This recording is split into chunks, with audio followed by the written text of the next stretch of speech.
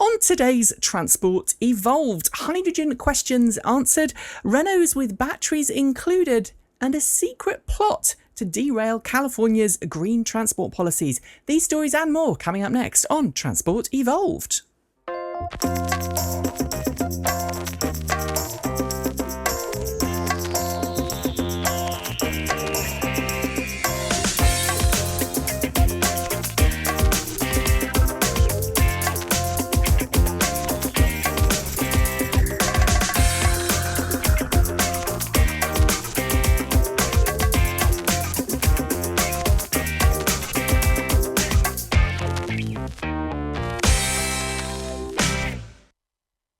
Good morning, good afternoon, good evening, and welcome to episode number 220 of Transport Evolved, recorded on the last day of November 2014. My name is Nikki Gordon-Bloomfield. I'm still having that kind of, I can't believe it's the last day of November. Scary stuff. And joining me in the show today, we've got two fantastic guests, both been on the show before, one last week as it happens. But let's go and introduce our regular pundit from the east coast of the US, Editor-in-Chief of Green Car Reports, Mr. John Voelcker, amongst other things. How are you today, sir? I'm good. Happy to have had a bit of vacation after the US Thanksgiving. Yes, happy Thanksgiving. Did you have a nice one? I did. I ate too much turkey, which is traditional. And before we get going, I'm going to ask you, what automotive thing are you thankful for this year? Just one thing. Oh, good question. Well, here's one for you. The restoration of Minor Million number 1,000,001, which is an entirely different topic, but you asked. Oh, wonderful. That's brilliant. Okay, also joining us today on the show for the second time in a row, Miss Cat Dow. How are you today, Cat? Back in England? I am. I'm back in Blighty. I'm wearing a hell of a lot more clothes. It was freezing when I got back. 32 degrees down to 2 degrees was a bit of a transition. But yes, otherwise, well. Back and feeling ready to take on the world of alternative fuel. Yes, of course. Now, not a jet lag in sight. I should say that you're like this massive head on the screen at the moment because you're very close to your camera. There you go. Better. That's much better. Sweet. So we've got a great show lined up for you today. We've got lots to talk about, and we're going to try and compact it all into 1 hour. Now, John, you've been very busy, as always. Last week was the press days for the LA Auto Show. The LA Auto Show, last day today, isn't it? I think that's right. Last public day. And the press days were actually... Well, I was out there 2 weeks ago today because I was driving the Toyota Mirai fuel cell vehicle. Right. And we talked about this. We had Sebastian Blanco from Auto Green on last week, and he was there as well. And so he talked a little bit about the Toyota Mirai and his attitude towards the car. Can you give us a succinct sort of 2-sentence opinion? On the road, it behaves like a quieter Prius, which is to say not terribly fast, but relatively inoffensive. Right. The styling is a matter of personal taste. I asked one of the US Toyota folks how much input they'd had into the car, and he looked at me with a steely gaze and said, none, absolutely none.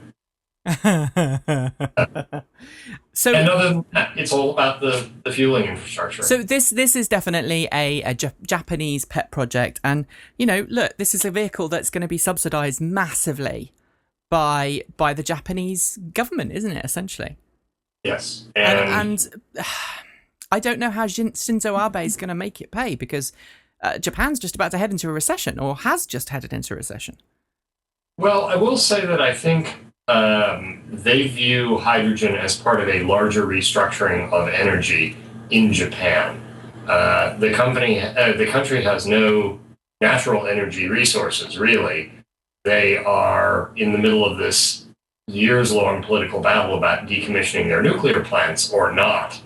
And they're sort of integrating zero-emission vehicles, both hydrogen and battery electric, into this notion of emergency preparedness, since Toyota,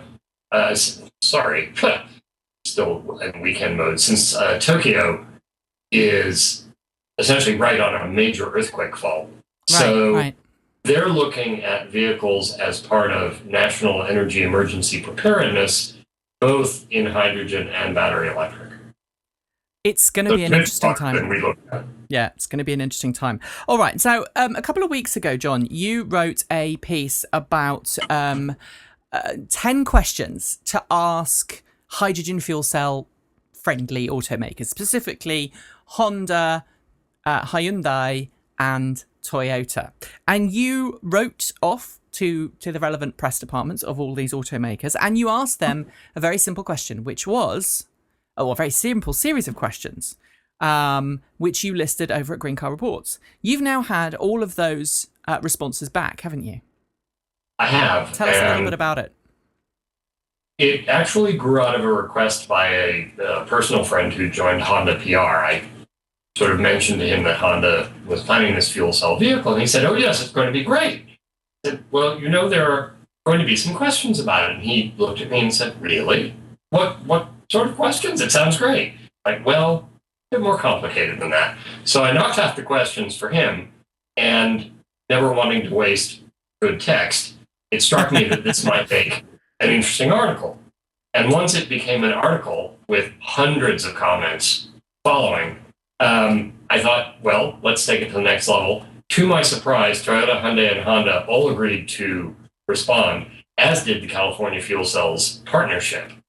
So several weeks after I'd published the original 10 questions article, I did the responses sort of in 3 groups, which provoked hundreds more comments. I think we're over 1,600 comments amongst the 4 articles. Wow. But it is clearly a topic that many people are interested in, from the sort of knee-jerk reaction, fuel cells are stupid or fuel cells are great point of view, into much more sort of sophisticated looks at what will it take, what are the relative costs of setting up hydrogen fueling versus DC fast charging for electrics, and so on and so forth. And what's your overriding feeling of this? Because there's no love lost, is there, between hydrogen and electric? You've had a lot of electric people give you some interesting times because you even dared ask the questions. You've also had hydrogen people bite back, haven't you? You've had this article from someone who asked their own 10 questions to ask electric car drivers. So talk to us about that.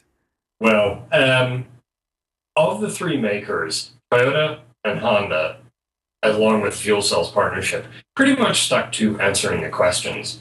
Hyundai provided a much longer, better annotated response, which went much further in saying not only here are the answers to your questions, but here's why battery electric vehicles are vulnerable, susceptible, won't do what their proponents expect them to, and so on, which was interesting. And to some extent, I think reflects that Hyundai, Kia are collectively fairly aggressive right. in the auto industry. But the responses, and we try to moderate comments and keep people respectful and civil.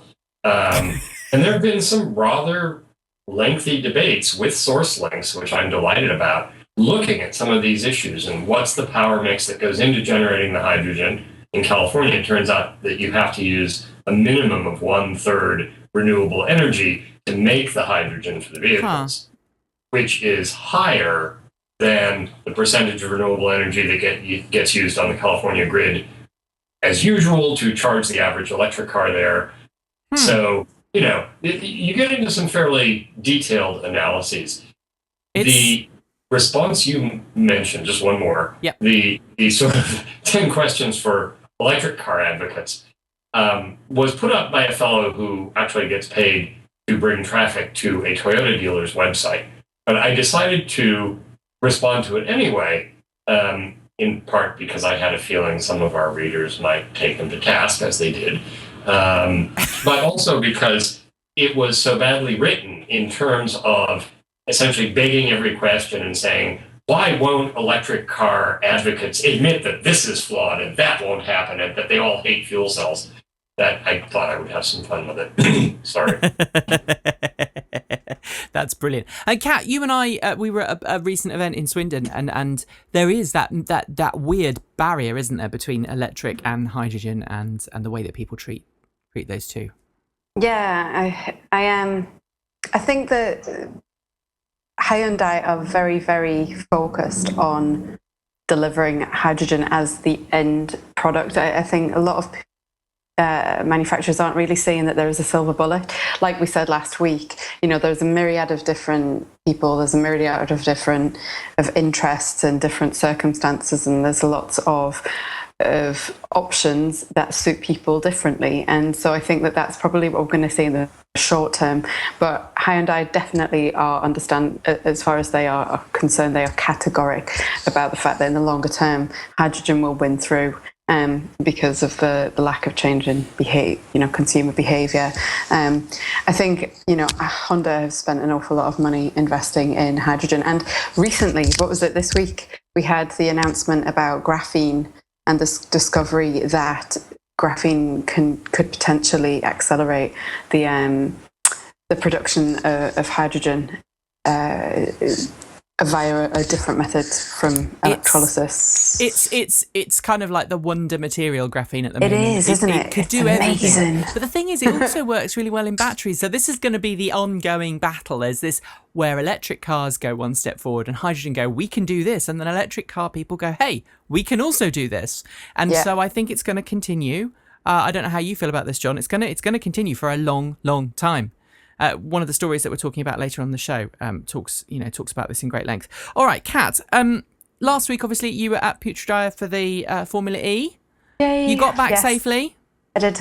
So, can you give us like a 2-sentence recap just to let us know what it was like for those who weren't watching? Massive improvement on the Beijing race. Obviously, Beijing was a huge collision at the end of the race. It really is a birth of a new format to motorsport. There's been quite a lot of doubters, but Twitter went crazy at the end of the last race. Very, very positive reception to Putrajaya. I think the fact that it was more a conventional race circuit with proper hairpins and proper turns was very much favoured. Bruno Senna had used his fan boost, which has been a hugely controversial point of the idea that fans can influence the race by voting for their favourite drivers on social media. There are naysayers in the motorsport kingdom that don't like the fact that there's no noise. They don't like the fact that there's, this gimmicky fan interaction. But the fact is, the viewing figures for Formula One are declining. It's an aging population, and something has to kind of spark interest in a new generation of drivers and of motorsport fans. So I think Formula E could be that particular thing. Yes, it's going to be interesting to see.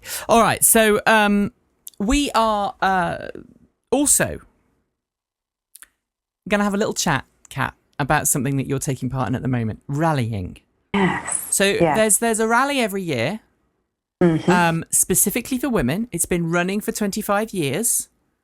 And it's going into its 25th year this year, and the UK has never sent a team. So tell us about the rally, the Gazelle Rally. I'm going to call it the Gazelle Rally. I know Gazelle Rally. That's all right. So the Rallye de Gazelle is not particularly well known in the UK, and that's simply because we've never had a team in it before.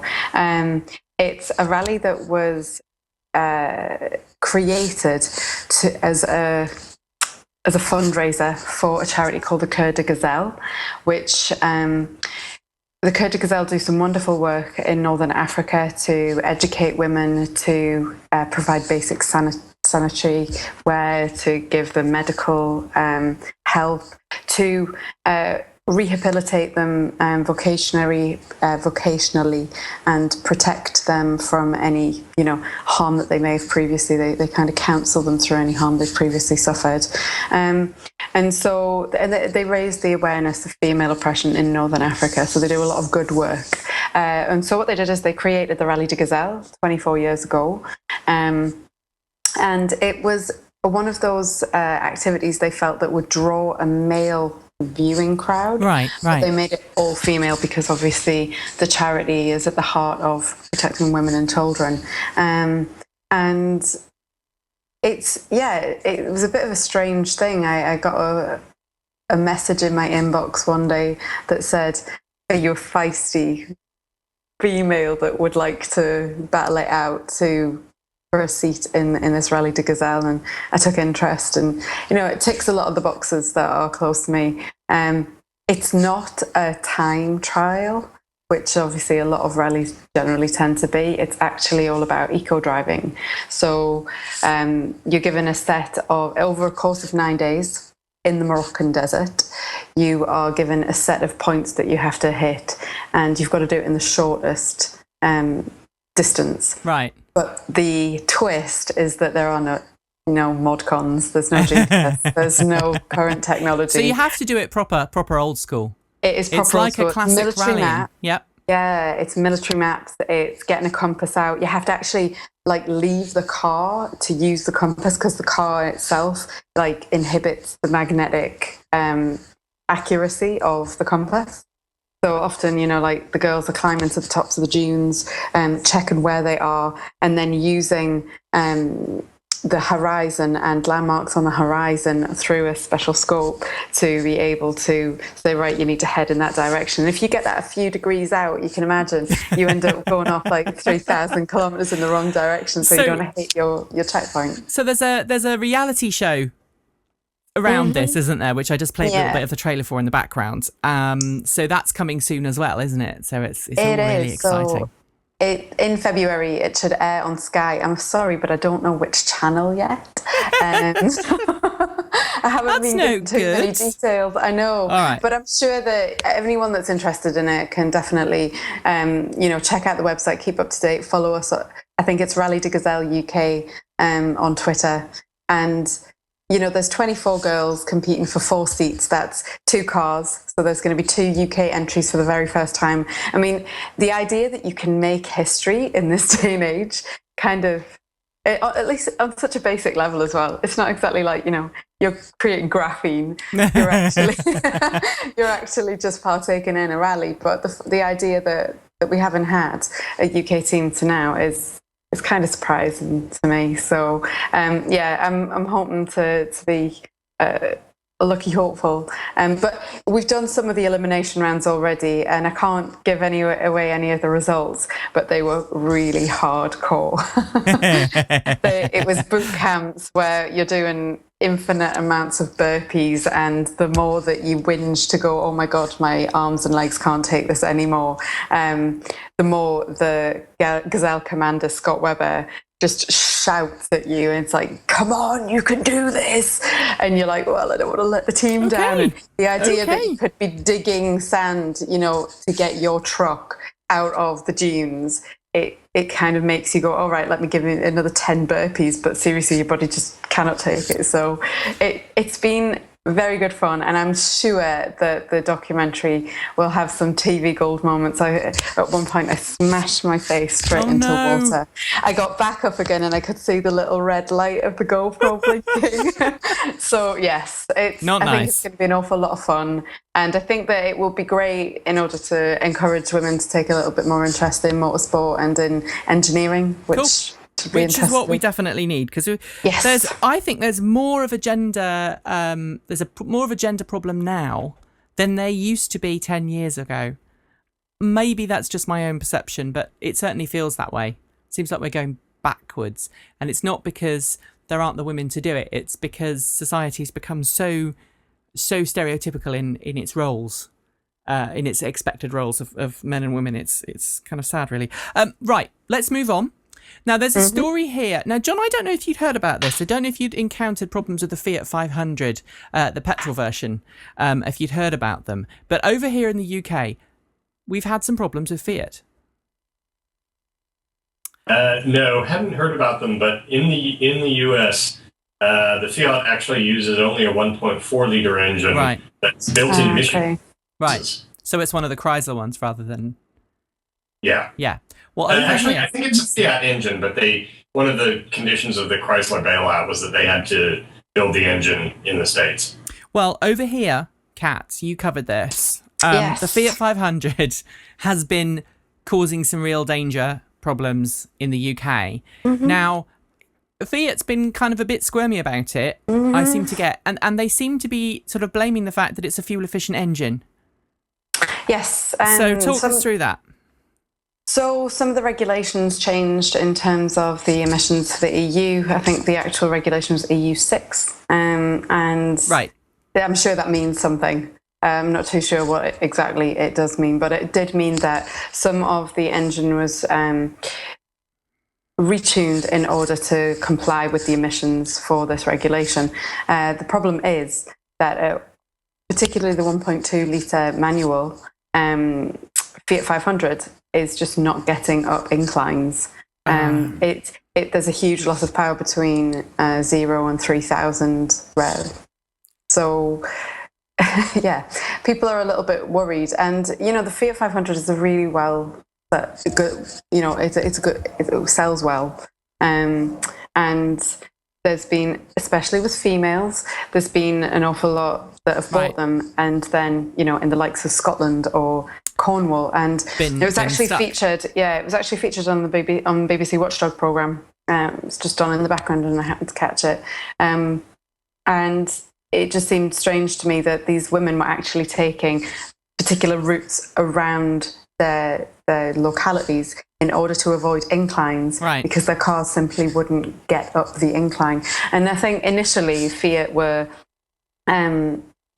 basically saying that it was a driver error, which was a little bit disappointing. Yes. But I think since the programme aired on the BBC, they've had a wave of people kind of saying, hey, I've got this problem too. I thought it was just me. So they are investigating the problem now.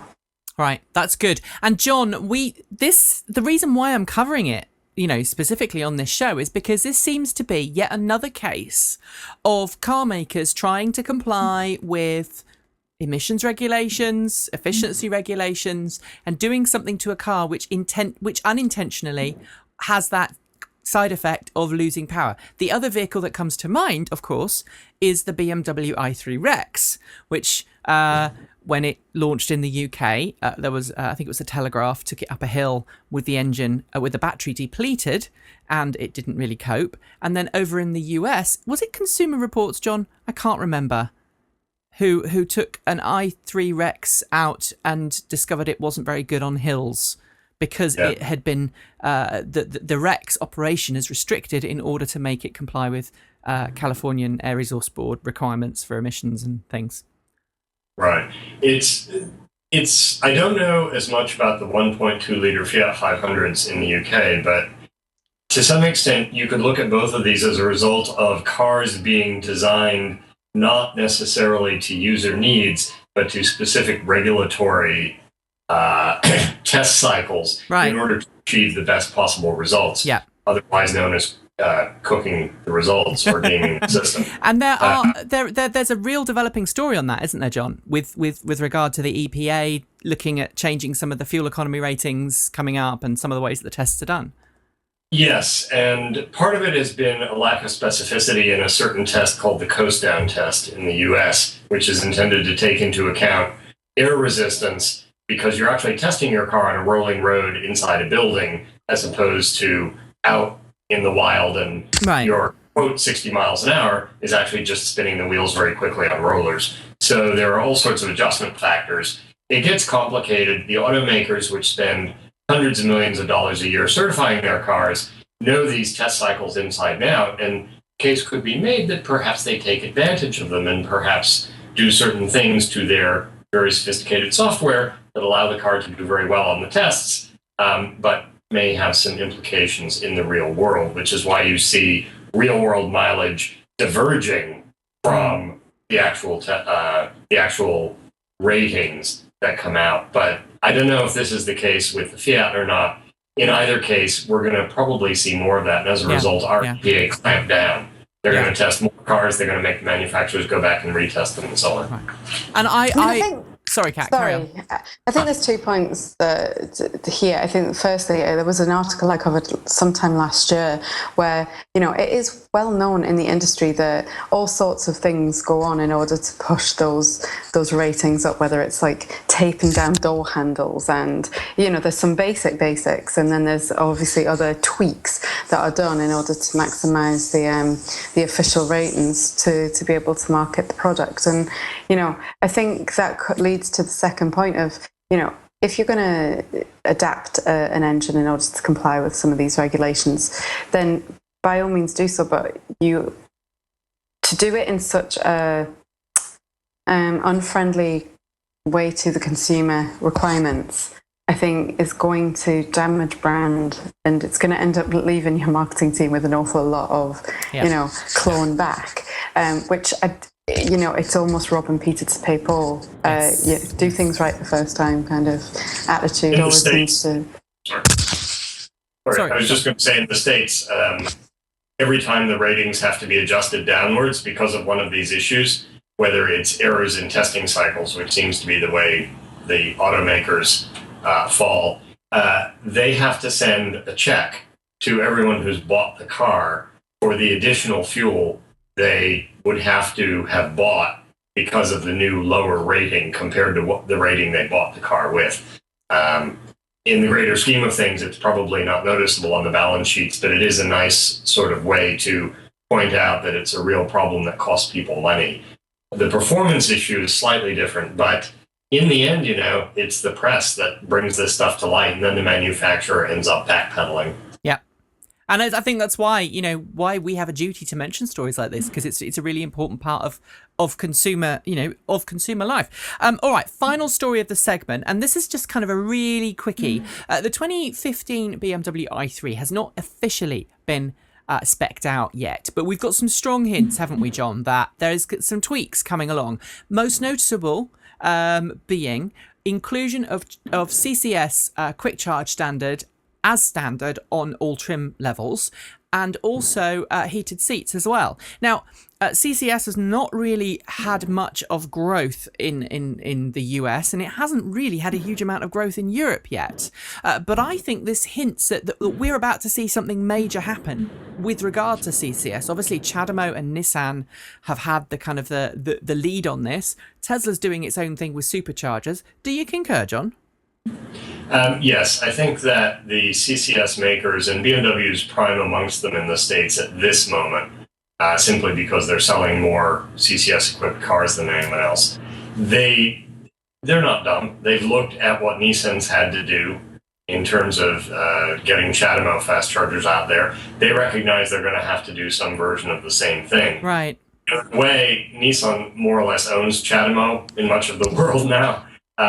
CCS doesn't have that because there are all the US makers and all the German makers. So there's no one maker whose interest is paramount. BMW just happened to be first.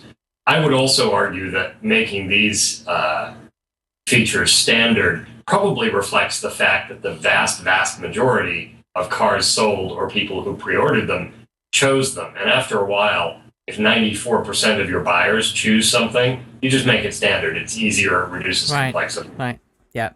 And it means that, just as you say, you don't have any of those nasty problems when you come to pick the car up. Okay, let's have this first ad break. We'll be right back. We here at Transport Evolved believe in the freedom of information and the freedom of the internet. We don't agree with paywalls, and we don't agree with the idea of locking away information just so that those who can afford to pay for it can access it.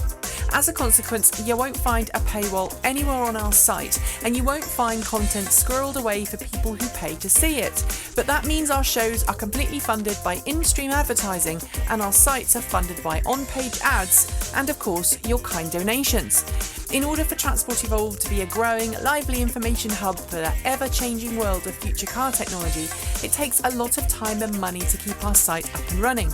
Here at Transport Evolved, it takes on average 1 day a week to create the audio-video content you enjoy in TEN and our panel talk show. During the week, it takes hours of dedicated full-time work to bring you the content that you know and respect. So, if you're a regular viewer, listener, or visitor to Transport Evolved, we'd like you to consider taking out a monthly donation to help us pay the bills, keep the wolves from the door, and ensure our show continues to bigger and better things. In the best traditions of free broadcasting, you can choose to make a one-off payment or opt to subscribe for one of 4 different recurring monthly payments. For £5, £10, £20 or £40 a month, you can help us bring you the honest, knowledgeable coverage you crave. To make your payment, head over to www.transportevolved.com and click on the subscribe link in the right-hand rail. It's that simple. And to those who do, thank you again for your continued support of the show and the network. And we're back, part 2 of the show. I hope you're having a good time. Got the wonderful John Voelcker and Cat Dow with me today. All right, so good news from the Renault-Nissan alliance. I always want to say Nissan-Renault because they're the ones I think of first when I think of electric cars, but no, it's Renault-Nissan. They announced this week that collaboratively they have sold 200,000 plug-in vehicles in the world, John. 200,000. Well done, Renault-Nissan. It's funny, they're listed that way, by the way, because Renault actually rescued Nissan. They did, indeed. You can debate who's stronger now, but we won't go there. But it really just underscores their position. That combined company is by far the world's dominant maker of battery electric vehicles at the moment, just as Toyota is of hybrids. People talk probably more about Tesla, certainly more per car, but Tesla has built and sold perhaps 60,000 cars, or fewer than a third what Nissan Renault has done. Yeah. And this is the interesting thing. Part of the reason for that, I think, is the way that Renault has approached some of its ownership models. Obviously, Renault, we should point out, John, is a much smaller brand around the world. I would suggest that Nissan has a much wider market cap anyway than Renault. Ironically, in Europe, Renault's had a bit of a bad reputation, hasn't it, Kat, over the years for electrical problems. A bit like in the UK, our old nemesis, Lucas, the Prince of Darkness. Renault's of the last 10, 20 years ago had a bit of a rough reputation. I don't know if the Renault 5 had a rough reputation, John, the last Renault that was sold in the US. I don't know. I was a teenager then, and that was many decades ago. So, they've not, I don't think people, when I speak to people about Renault and electric cars, the first thing they say is, oh my God, Renault are making an electric car, which is probably a little bit harsh. But I think that probably has put people off. But I think more importantly, what's put people off more is the way that you've historically had to buy a Renault. But before we get to that, John, 148,700 Nissan Leafs, I think, recorded so far. Are we going to hit 200,000 before the 4th year anniversary, which happens to be on the 10th of December? 200,000 Leafs? Yeah. No, I don't think so. Sorry, 150,000. Oh, all right. Pardon. Yeah. I don't actually know how many of those are ENV 200s in there, but they're now, they're selling 2,500 to 3,500 Leafs a month in the US. And so if they're not there, they'll be really close. The Leaf is the dominant electric vehicle. Mm-hmm. And, as soon as they do, we'll probably see a press release. And it's going to be interesting because I think in the UK, BMW is now taking over. Just anecdotally, I see more BMW i3s on the road than I see Nissan Leafs. Well, they're also more visible. Yes, they are. They are more visible. But they are everywhere, certainly in my area, and I see them often. Sales data. Points. I'll have to go and look. Anyway, Renault. In related news, Renault has announced hell has frozen over, and Renault is making its Renault Zoe hatchback electric car, and also its Kangoo ZE electric minivan available with batteries included. Now, this is something that Renault never ever said it would do.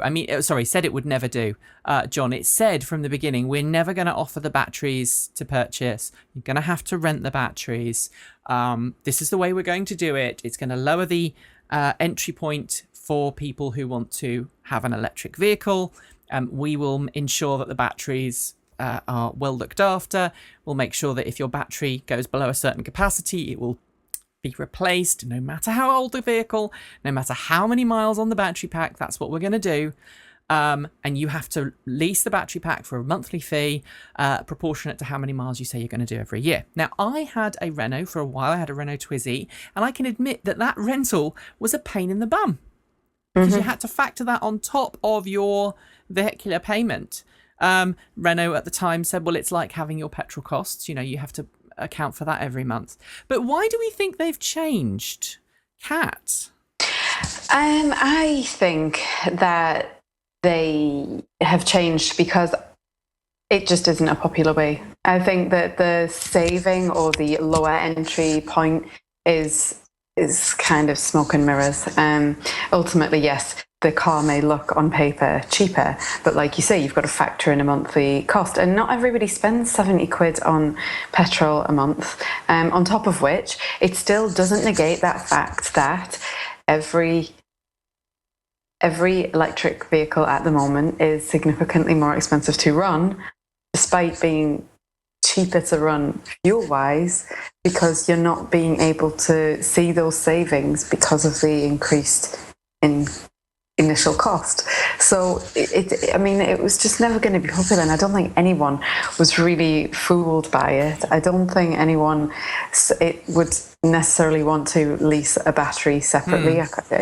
It wasn't something I would want to do. You wouldn't want to be tied into yet something else. And yeah, I think really, possibly their reluctance to step away from the battery lease was more of a trying to be, because I have noticed with the Renault-Nissan alliance that there's a huge conviction. The Carlos Ghosn, this will work, this will be the future, we're not backing off, is trying to show their commitment and determination. I moderately applaud 200,000 electric vehicles worldwide. I hate to say it though, I think there is a little bit of a cooling from Renault towards electric vehicles. Nissan has taken the lead. Nissan has proven itself extremely popular. It's got the ENV200, it's got the Leaf, and the price point that these vehicles with the battery packs included are now hitting the market makes it very difficult for someone to look at the Leaf and look at the Zoe and not go for the Leaf. Because the Leaf is available with batteries rented. It's also available with batteries included. So are most of the other major electric cars on sale in the UK right now. So Volkswagen does the E-Up and the E-Golf. You can rent the batteries with the car, or you can buy the batteries outright. Same for the Mercedes-Benz Smart for 2 ED. Same thing. Nissan Leaf, same thing. And I think Renault is really struggling. The Zoe is not, the trim level in the Zoe is not comparable with a £20,000 car. The Leaf, you can just about get away with it feeling like it's a £20,000 car. John, I don't know how you feel about this, whether you think it's consumer pressure or a last-ditch effort to try and grasp some of the market. I think it's probably consumer pressure, but I'd also point out that it's just complicated to try to explain, and that people are so used to going into a dealership and buying or leasing a car under whatever financial arrangement and getting the car and the stuff that runs it. There's no real comparison. There's nothing to be gained from saying lease your petrol tank. Sorry to interrupt, I think it's like buying a package holiday and then being told that, you've got to pay for your flights separately, and there's a weird, contract around your flights for your package holiday. It just doesn't give the consumer the confidence. And I don't really think Renault ever did it because they didn't have faith in their battery technology. I think all of the technological side, the engineering side, is absolutely there. And I actually quite like the Zoe, but I don't think that it necessarily offers enough. Like you say, it's just not at a level to be able to compare with the Leaf, unfortunately. It's smaller, it doesn't have the battery pack, and it's got that troublesome charger. And I know so many people who are struggling with Chameleon chargers, that 3-phase onboard charger. It was designed to be a charger that would charge off anything. And there are lots of people who are saying it's not charging as fast as I expected it. Every time I pull up at a dual head charging station, I check the AC side as well as the DC side. And I would say in about 50% of cases, the AC side says trippers, fuse is tripped or some other message to say that the AC side is off. So I don't know. I have to say, this makes me very grateful at the moment that I live in the US, where we only have one sort of charging station nationwide, not including fast charging. That's become complicated. The other point I'd add, I think, is that, the Zoe versus Leaf comparison is interesting because it points out that the smaller and cheaper your segment gets, the harder it is to justify electric vehicles. Whereas Tesla took the traditional route and said, right, if we make a really good-looking, smart, luxurious, fast, sexy car, we can sell it for a ton of money, and relatively, the battery is a lesser amount of the car. Right. And of course, there's another side to this that I should probably mention, which is that previously, Renault Zoe was only available with a battery pack included in Norway because of the way the incentives work and the purchase prices and the list price. If you included the Zoe, it pushed it. If you included the Renault Zoe's battery in with the list price, it pushed the car's MSRP above the boundary, the threshold needed to get all of the incentives and everything else. And if it was slightly lower or something to do with that, or it was to do with it had to have the batteries included. So I think Norway obviously led the way a bit on there, and Renault looked at how Norway was going and went, you know what, we'll just follow on. All right. But they should have really, sorry to interrupt, Nikki, they should have always given two choices. Yeah. I think the key here is options, choices. The whole digital world is about choice. It's about the consumer being able to go in and grasp consumer that. Is right, which is not necessarily a philosophy that's being followed these days. All right. And just one more addition from me. To Kat's point, the worries of 4 years ago that anybody with a shred of sense ought to lease because what if your battery dies in 3 years? Those are sort of gone, and people know that, all right, the batteries are going to last most of a decade under most circumstances. So there's a little bit less worry, hence options. Okay, done. All right. So let's move on very quickly. This is going to be a really quick story. So Saleen, the tuning house at SEMA every year for the last 20, 30 years, John. High performance tuning house known for doing Mustangs, Chryslers and big gas burning V8s. They earlier this year announced at Pebble Beach, it was August actually, that the Saleen 416, which is 416 horsepower Tesla Model S, tweaked new differential to give a higher top speed, etc., performance tweaks to the suspension and whatnot, much higher price than the Tesla P85 Plus on which it was based, has been delivering some of those vehicles, but obviously with the announcement of the Tesla dual motor setup, that vehicle is no longer the flagship Tesla on which it's based, so it's had to change the name, and it's now changed it to the ST. The ST, you can have a single motor or a dual motor variant, and the horsepower is adjusted accordingly. But as we noted last week, there's a bit of a problem with Saleen, and they are running out of cash. They've got $7,000 to their name right now, John. They had 1.5 million at the start of the quarter. It's dire, isn't it? I would assume so. There's a long history of these sort of tuning shops rising and falling. Usually they have a charismatic person behind them. In this case, Steve Saleen, unless, and to be honest, I'm not sure if he's even still involved. Right. But, it's a weird business, and it's unfortunately completely irrelevant to the evolution of electric cars. It's more of a case of saying that there will be people who are tempted to do something like this because it gives them a little extra. It's something different. The thing to remember is you're not buying a Tesla. You're buying a car that was originally made by Tesla and then tweaked by another company. And when you add another company into the line, you have then, if there's a problem with a vehicle, it's then more complicated to go back through. I mean, it's just logical common sense. All right. final two stories of the segment. And again, this is a very quick story. Elon Musk talking with Der Spiegel last weekend. Obviously, Der Spiegel being a German weekly magazine. It's like a newspaper magazine-y thing that comes out at the weekend. It's a bit like a weekend broadsheet. The Mirror. Saying, sorry? The Mirror. Yes. They were saying, he was saying in that he's working with BMW, considering working with BMW. They've had lots of talks. Chatting with BMW, considering a partnership. How about that? Having a casual cocktail. Having a chat about battery technology and carbon fibre. Now, nothing is set in stone yet, but I think that is a marriage made in heaven, because BMW currently uses Samsung SDI for its batteries.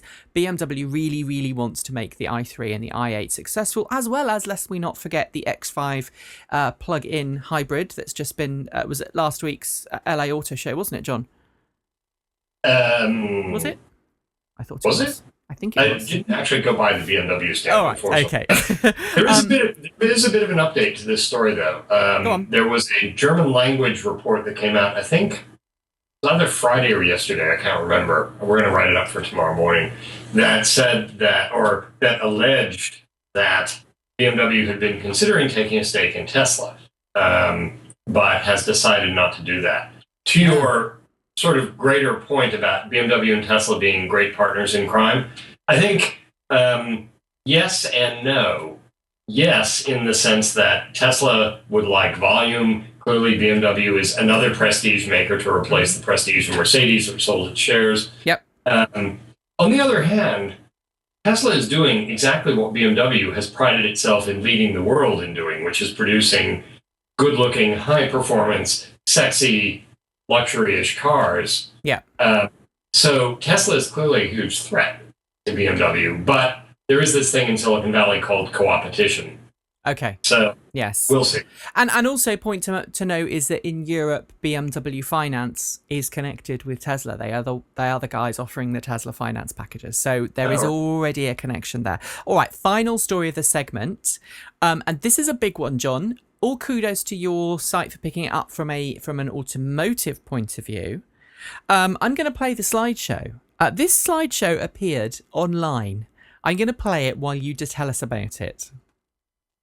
Well, the slides will give you the details, but the broad picture is that the oil and gas lobby, which has a lot of money, doesn't like regulation, and probably no business likes regulation. Certainly the auto industry doesn't. But California has been aggressively, for 40 years now, regulating emissions, and lately carbon emissions specifically. And the state has a very aggressive plan to reduce the carbon intensity of fuel, to reduce the carbon intensity of transportation, and they've passed a large number of laws as a result. The oil and gas industry has obviously got well-paid lobbyists, and the genesis of the story really is that their playbook for setting up sham citizen groups that look like they're grassroots, sort of from the bottom up political forces, to pursue what is actually the playbook of the oil and gas industry in eliminating, reducing, or delaying regulations. All of that detail got leaked out to Bloomberg Businessweek, which broke the story. I give them really the credit. Yeah. It was covered. But what it does is essentially show that what is called in U.S. politics astroturfing, which is the business of creating what look like 1,000 shoots of green grass spontaneously arising, but is actually a corporate manufactured product made out of petrochemicals. Mm-hmm. I just thought that analogy, I like that. But, it's really shown up that a whole load of groups that politicians may have been taking seriously. Oh, look, there seems to be a group of citizens who are saying that this regulation will kill jobs. Jobs are very important. Well, that so-called group of citizens is actually financed by the folks who are profiting by selling high carbon fuels. So, and interestingly, California, this PowerPoint, which that we linked to in the story notes today for the show, mentions California, Washington, and Oregon. All three of which are kind of what you would list as being some of the most proactive, environmentally aware states in the whole of the union. And so if you live in Oregon, Washington, or Washington State, this is, or California, then you should have a look at this document. You should also obviously follow our links to Green Car Report's coverage of it, which in turn links through to Bloomberg Business Week. It's scary. Anyway, right. So you've been warned. Let's go on. One example, just to make the point, the Oregon Climate Change Campaign. That sounds like a good thing, right? Well, no. I mean, maybe they are actually campaigning to change the climate in Oregon. I had not gone that far. Well done. That would be the logical step for me. But it sounds like a group of sort of green-minded citizens who said, "Oh my God, this is going too far," which is exactly the impression they wanted to create. All right, moving on. Terrible. Sorry. It's terrible. Right. Sorry. Well, we'll be right back after this advert. Do you enjoy the show? Do you like wearing fun and unique clothes that support the things you love? Then you're going to want to head over to www.transportevolved.com/shop, where you can show support of Transport Evolved by buying one of our fabulous Transport Evolved branded apparel. We've got everything from hoodies and t-shirts to water bottles, badges and tote bags, and they'll be sent direct from our partners at Spreadshirt to your home address in double quick time. What's more, by buying something from our shop, you'll be sending us a little kickback as a thanks for our hard work on the show. And you'll get something unique and fun, and we'll get some warm, fuzzy feelings knowing we can continue to bring you a great show every week. What's to love? And we're back in the final segment of the show. I forgot to press the button and it was black, but I'm here. And we've got the fantastic John Voelcker from Green Car Reports and also Cat Dow. He writes at all sorts of places, including Recombu and the Green Car Guide. Did I get that right, Cat? Indeed, yes. Yay! There's so many websites with green in their names, and I just get them all a little bit confused in my brain.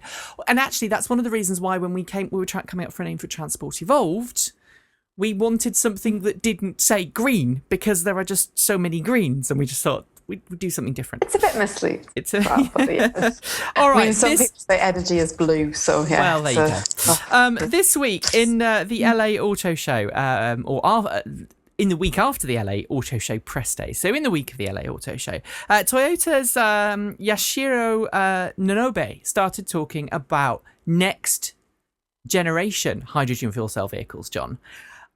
Which is really interesting. Now, one of the things that Toyota made a really big deal about with the Mirai is that it cost it was a 95% reduction in cost over the previous generation hydrogen fuel cell vehicle in terms of the cost of producing the fuel cell stack. Now, that vehicle, the previous generation, it was more than $1 million, wasn't it, for the hydrogen fuel cell stack in that car? And now they've got it down to about $50,000. Now, I say $50,000, John, because the list price of the Mirai, just for everyone who's listening, is what?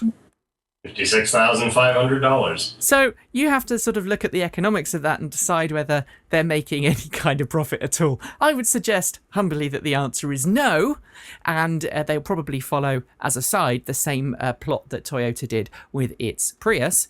And for those who don't know, it took Toyota 3 generations, 10 years, and several million cars before they started to have a return on their investment in hybrid technology. So that gives you an idea of Toyota's intended sticking power when it comes to hydrogen fuel cell technology.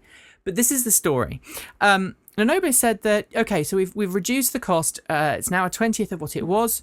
We are now aiming for 2020, which is the next generation hydrogen fuel cell car, which we want to unveil for the 2020 Olympics in Tokyo. We're aiming for a 1/3 to 1/4 of the price of the Mirai's fuel cell in terms of price. So that would bring us down to about $12,500, John. Indeed. And you know, if you look at the evolution of the Prius, Toyota has a process for all of this stuff. The first Prius was only sold in Japan, 1997, 8, and 9. Then they launched it in other areas of the world as sort of generation 1.5, if you like. Which is kind of what they did with Nissan did with the Leaf, isn't it? It's that kind of 1.5 version. Yeah, exactly. Although they had a more global launch. They did, yeah. And then Toyota sold the next Prius, that 1.5, for 4 more years, 2000, 2001, 2002, and 2003. And then they introduced Gen 2.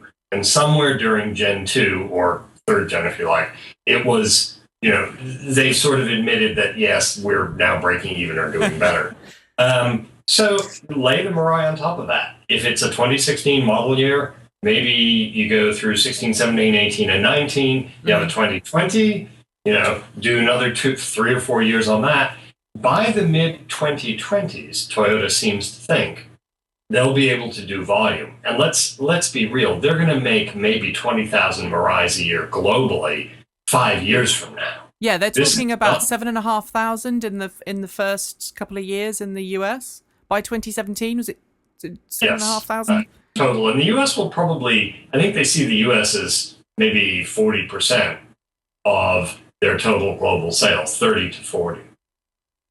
It's insane. These are small numbers. And by that point, how many plug-in cars do you think are going to be produced by 2020 globally? Most people assume it'll be something around the order of 1 million, or about 1% of 100 million vehicles a year globally. And we've also got, a very different attitude from some other automakers as well. Now, the interesting thing I'd like to point out here is there are 2 types of automakers that are now starting to appear. There are those that have picked a technology and are staying with it. We are electric, we are hydrogen fuel cell. And then there are those who are doing like Apple. No, a little bit like Volkswagen. I mean, Volkswagen's very, very clever as far as I'm concerned, because they've designed a platform that will take anything. I mean, if someone comes out with a car that will run on pig shit, they will put that in and make money from it, because that's how they're doing it.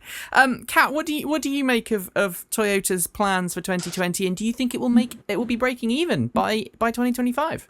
I think, from my knowledge of Japanese culture, there's this expression "soro soro," which is kind of gradually, steadily, bit by bit, and I do think.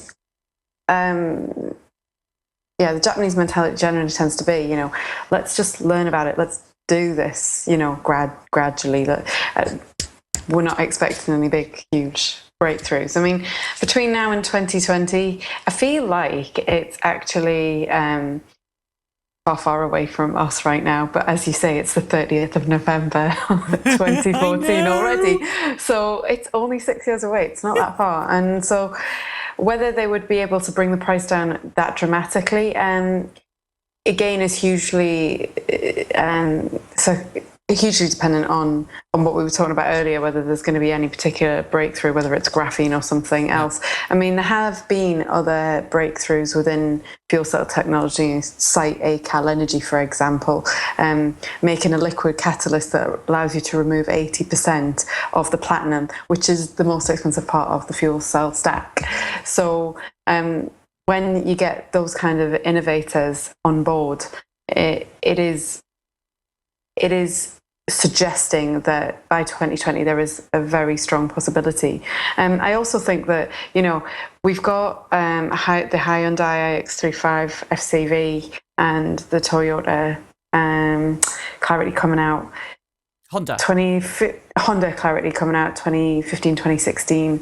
I think there's another one due in 2017 as well. So I think over the next 3 years, we're going to also see a proliferation of hydrogen. We're going to see, the stations come up, and that might get people to ask questions again, because there's less of a change in consumer behaviour.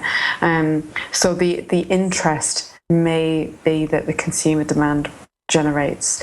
The consumer demand may generate more interest around this, and that might give them the push that they need to achieve that. I am going to remain extremely sceptical about Toyota's 2025. I think it's ambitious, and I think the costs associated, and this leads us very nicely into our next story. So we've got Toyota going, yep, we're going to do this, we're going to reduce the cost. And by the way, Toyota admitted that reducing the cost of the fuel cell further is going to be really difficult. It's not like we figured out how we're going to do it. It's we've set ourselves a target and we must do it. In related news, Nissan's vice chairman, Toshiyuki Shiga, said this week to the Japan Times that Nissan is not going to be building a fuel cell car anytime soon. Was very kind of derogatory about hydrogen and the costs associated, and there's no business model. We can't do this, so we're not going to. The lines have been drawn, John. I think so, and you correctly identified that a handful of players, Toyota on the one side, Nissan on the other, have chosen a specific technology, and everyone else is at various points in the middle. Volkswagen's Golf, you can arguably buy a Golf somewhere in the world that will run on LPG, compressed natural gas, hydrogen, plug-in hybrid, battery electric, and a whole load of gasoline or diesel engines. Yeah. That's a pretty remarkable thing. And actually, it is the only car in the world to run on all fuel types, as far as we're aware. Yes, or at least to be capable of doing it, assuming they see a market. Right. The rest of the world has sort of broken into groups. Nissan is actually partners with Daimler and Ford in I'm glad you brought that up. Partnership. Honda has teamed up with GM, which had a huge hydrogen effort 10 years ago, and really wound it down considerably as they hung on to, developed, and sold Volt cars and those using that powertrain. I will say this, at the LA Auto Show, I sat in on a workshop with Honda's fuel cell folks, and they were very clear to say that we are not precluding other forms of zero emission. Yeah. Which means, whereas Toyota basically comes right out and slags battery cars and says they'll never be ready for prime time and they're only suitable for little urban thingies.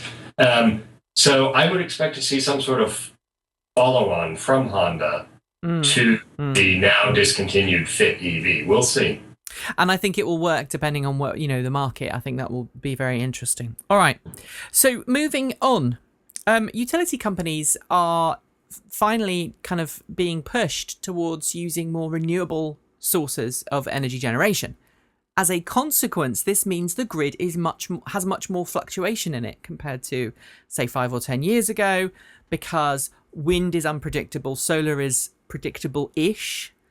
And so utility companies are now starting to look at using grid storage systems, which essentially use the same technology as you have in electric car battery packs, to store power when it's generated for when it's used. So if it's a windy night, let's charge the batteries up, we'll release it to the grid during the morning rush hour to make sure there's enough power to go forwards.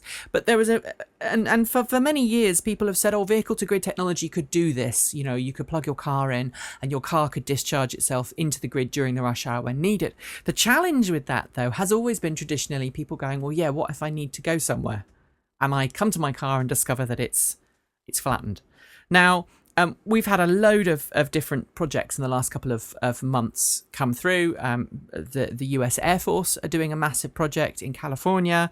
There's obviously projects going on all around the world. But there was a study this week that discovered that's sort of detailing that old vehicle-to-grid attitudes might not necessarily be the best way forwards. Instead of having your vehicle plugged in and withdrawing all of the power in the battery pack to supply to the grid, this study said that electric cars can be used essentially to smooth out fluctuations in the grid, because it's not that electricity providers and generators can't meet demand.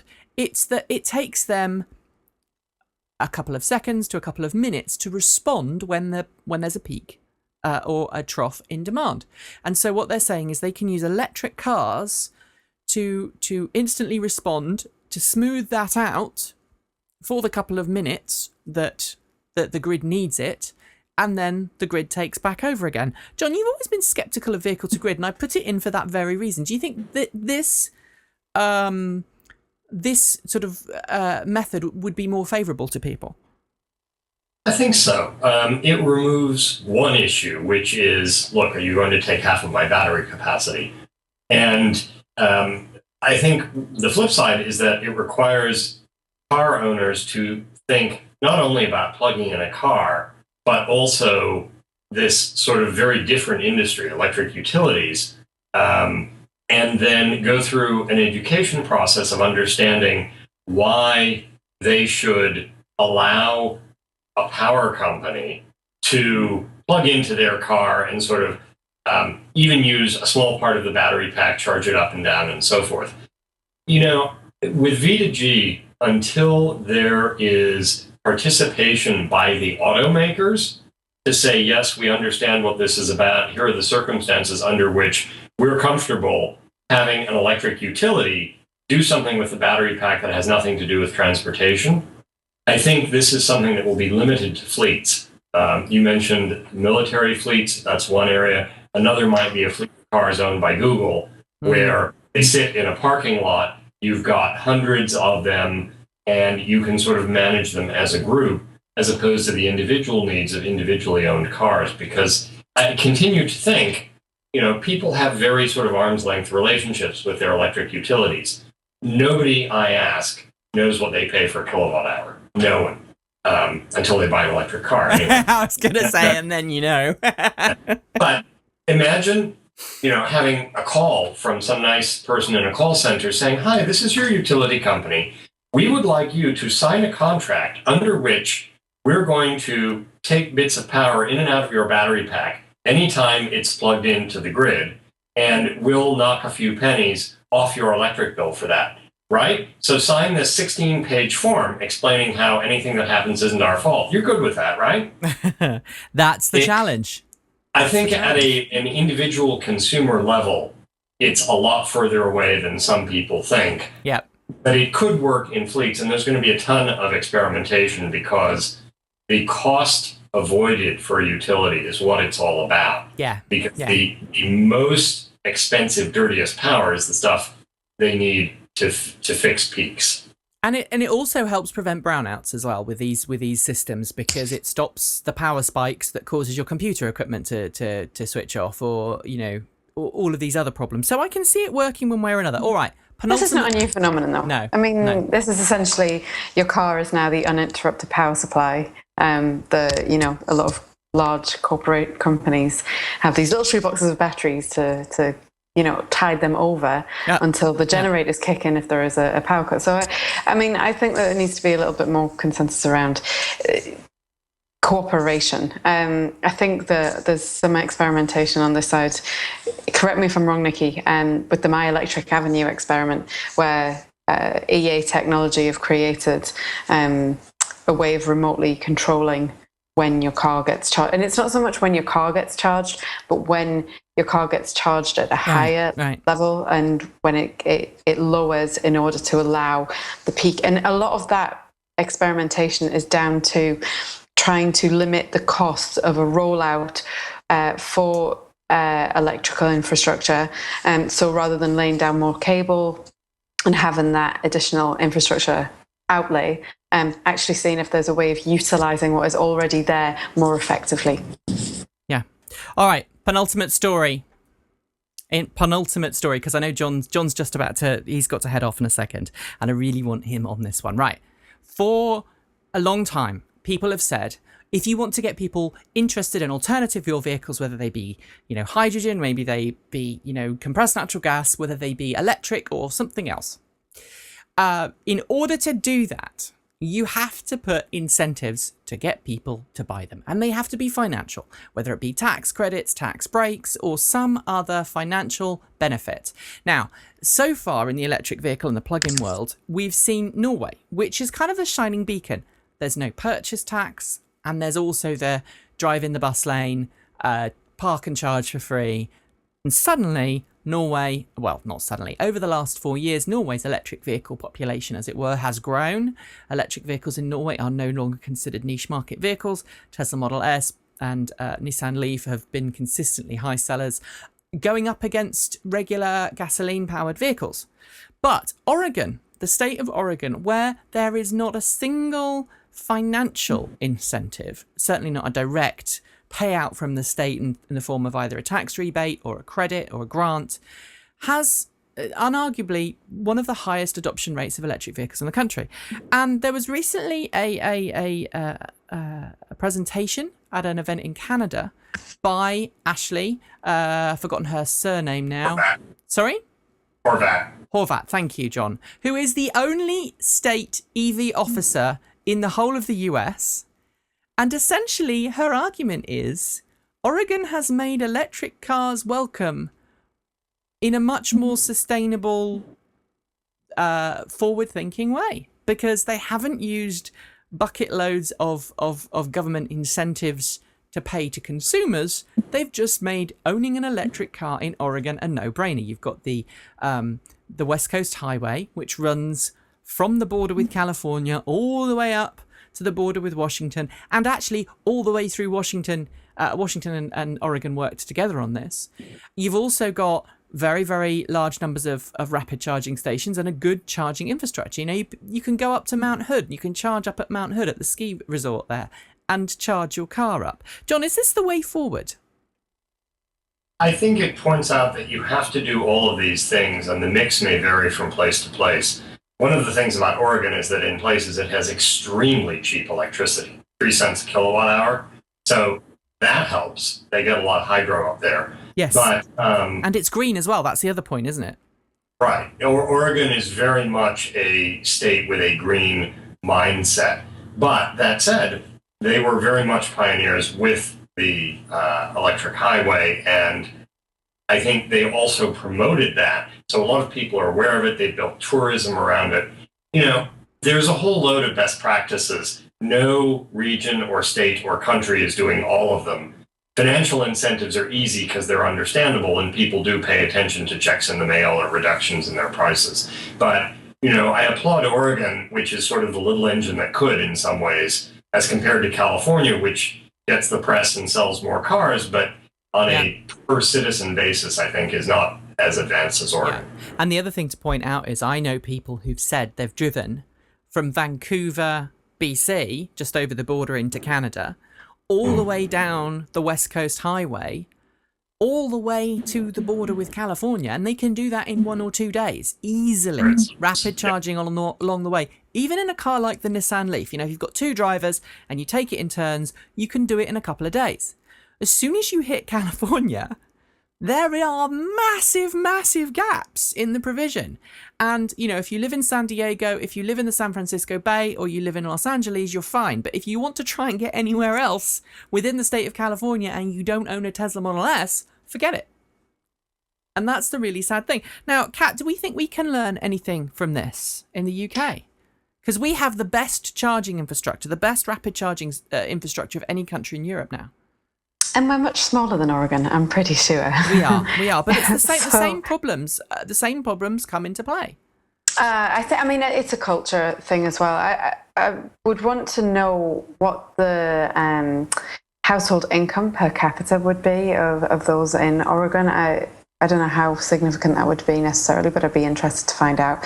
I think the mindset of those in Oregon to already be environmentally aware is a huge factor. I mean, again, you know, it comes back to the point I made last week that EVs are usually double the price of any normal car. And I think that's the part that Britons struggle with at the moment. And so it discombobulates me somewhat. Okay. Well, it's going to be interesting to see what happens and moving forwards. If you have any views, let us know at home because we'd like to know. John, I'm going to say goodbye because I know you're rushing on a tight time frame. Greencarreports.com. Thank you very much for joining us, and do come back again soon. Which leaves us, Kat, just you and I, and we'll have the final story, which is fantastic. Formula One. You like Formula One, don't you? I do indeed, yes. So Formula One, they've had a very good season. Obviously, Lewis is now the man at the top. Well done, Lewis. He won last week, didn't he? He did. I think we can talk about that now without any spoilers, because, you know. Yeah, I did a little bit last week, fine. But I was just so enthusiastic and I ended up celebrating in the middle of the night. The Lotus F1 team didn't do so well. No. How many points? Not many. 10 between them. 10 between them. But biggest mall in the world, okay, in Dubai, and the Formula One to the Lotus F1 team happen to have they have an engine partner in Renault. Renault provides them with their engines to their Formula One cars. They're obviously not electric. Renault, obviously, by the way, also produces the cars and the engines and the motors and everything. Well, the cars and the motors and the battery packs for Formula E this year. But they also make the wonderfully fun Renault Twizy. And it's kind of like a commiseration. These are the Formula One, the Lotus F1 team got to drive around the mall in Dubai, the biggest indoor shopping mall. Isn't this brilliant? We're just going to watch this. It's just good fun. So what would you do if you had a Twizy for the day, Kat? If I had a Twizy for the day, oh, good question. I'd really like a Twizy. And I'd get so much done because I've always got loads of crap. I want a Twizy cargo, actually. The cargo version. Mm-hmm. I think they're fabulous. But then you couldn't take anybody on the back. Taking anybody else. I'd have to sit in, squeeze in. Yeah, well, you see, special someone in the back. It's quite nice, actually. Take them out on the town. It's so. Yeah, anyway. I mean, going down I've seen them down near the New Forest, and they do look like loads of fun. And in that case, yes, it would be quite a romantic gesture to go down to the beach and go through the forest. And yeah. Sure. And then when you get cold, you can snuggle under the blanket together because some of them have little blankets in as well. It sounds very cute. It's good fun. And I mean, going through a shopping mall would be amazing. It's just, I'm just going to go back to this. It's just fantastic. Look at that. And they go on the ice as well. It's just like, and of course, tail happy. The Twizy is so tail happy. It just goes the back end. I mean, it's the easiest car to learn about, to learn about rear wheel drive vehicles, and a little bit of opposite lock. I mean, tiny turning circle. Twizy racing in the future would be. Oh, I'd just love to see it. I'd just love to see it. Okay. That is really it for today's show. Thank you for everyone joining us today. Thank you to John, who's already gone. Thank you, Kat. Where can people find out about you? On Twitter, at Cat Dow, CATDOW. Apparently it sounds like a Chinese takeout option, which I think is pretty cheeky. But it has been said to me before. There you go. We'll be back next week at the usual time of 6 p.m. UTC. I finally got it, 1800 hours UTC. We will also be available on Twitter. You can tweet us at Transport Evolved. You can also find us on the web at transportevolved.com. Every day, the latest news and reviews from the world of future car technology. If it's smarter, safer, cleaner and greener, we cover it. And I'm off to a certain battery manufacturing plant tomorrow. So I'm not sure quite how much work will get done from other stuff. It's a 10-hour train ride. I have to leave at 6 a.m. in the morning. I'm going from one end of the UK all the way to the other. I've probably given enough hints to let people know which automaker that might happen to be. And I've got to wear a silly little hat on my head because I'm going in the clean room where they make battery packs for electric cars. I'm very excited. And I'll be sure to give a report about that. So until next time, folks, thanks for joining us. And don't forget to plug in. See you soon. Take care. Bye.